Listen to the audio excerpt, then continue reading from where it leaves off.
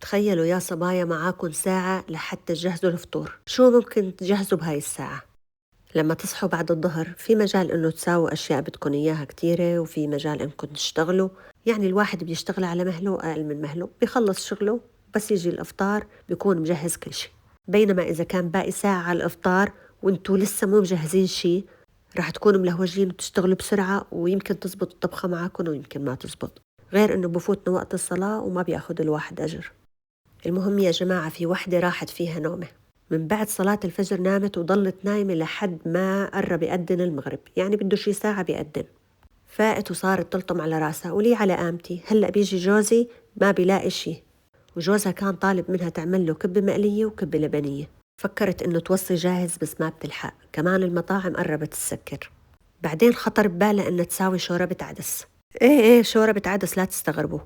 المهم عملت هالشوربة وصارت تسكب بها الصحون. سكبت هالصحون وراحت توزعهم للجيران، ووزعت لكل بيت صحن شوربة، وكل بيت من بيوت الجيران أعطاها صحن. هيك كانوا زمان الناس يسكبوا لبعضهم، يعني الجيران. بس هلأ راحت كأنها الموضة، هلأ قليل ما حدا بيسكب لحدا، مو مثل الأول. كانوا زمان يأذن المغرب من هون، كل شوي ندق الباب وكل حدا من الجيران جايب سكبة، ويصير تبادل بالأكلات. المهم كل واحد يسكب للتاني، يلي طابخ مجدرة ويلي طابخ محشي، وهيك تكتر السفرة.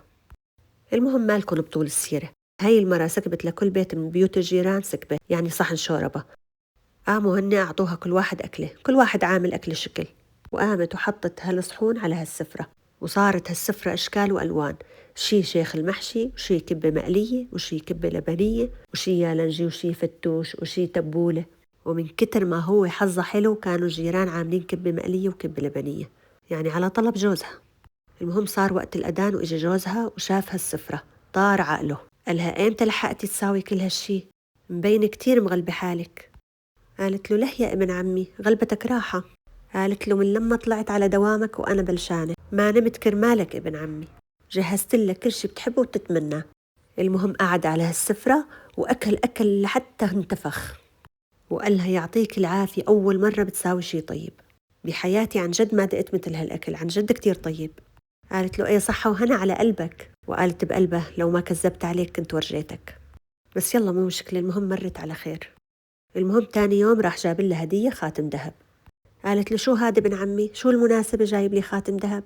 قال لها بتستاهلي أكتر من هيك، عم تتعبي لأنه. هون إبليس ارتكى وحط رجل على رجل وسلمها القيادة. قال خلاص أنا تقاعدت، لأنه لقيت أشيطن مني. المهم يا صبايا، هاي عجبتها الفكرة وصارت كل يوم نفس الشي تعمل. وهيك ضلت على طول شهر رمضان تعمل بها الشوربة وتوزع لها الجيران، لا تتعب ولا شي، وتضل نايمة لبعد العصر. وجوزها من كتر ما عم ياكل أكلات طيبة كل يوم شكل وكل يوم لون، وصار يحبها أكتر وأكتر. مثل ما بتعرفوا أقرب شي لقلب الرجل معدته. ومن كتر الأكلات طلع له كرش، وأبو كرش يصون ولا أبو عضل يخون. المهم يا صبايا ما خلص رمضان إلا وهي مشنشلة بالذهب. طيب وين المعدلات اللي عم يطبخوا ليل نهار وما عم يشوفوا شي؟ اكتبوا لنا بالتعليقات شو زواجكم قدموا لكم، ولا بس شاطرين يقولوا هاي الطبخة ناقصة ملح، ويا ريتك مو مكترة بهارات. لو ما كترتي زيت على السلطة بيكون أحسن تاني مرة. وليش القطايفة معجنة معك، وليش العوامة مفشفشة معك؟ ما بيعرف ياكل وهو ساكت. لك مشان الله تسكت وتعيرنا سكوتك.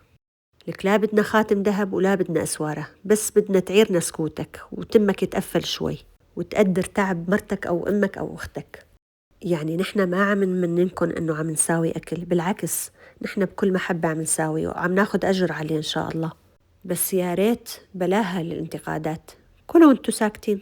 يعني شو بتخسر لو قلت لمرتك الله يعطيك العافية يسلم دياتك؟ يعني قديش بتلاقيها حلوة منك إنه تطلع منك هالكلمة.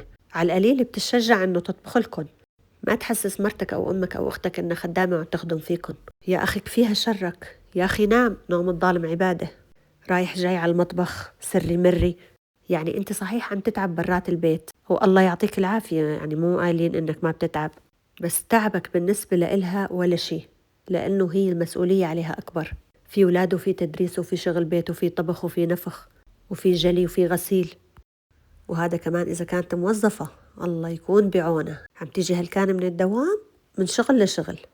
كل هالشي ما تلاقي كلمة حلوة منك. الكلمة الحلوة بتطلع الحي من وكرة، فما بالك الأنثى اللي كلها رقة.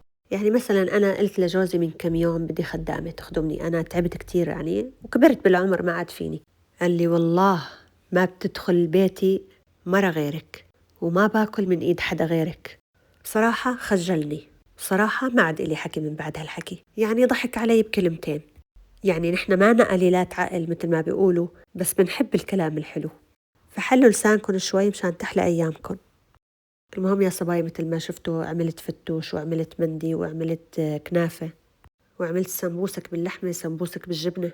طبعا الفتوش شيء أساسي، وسفرة رمضان ما بتحلى إلا بالفتوش.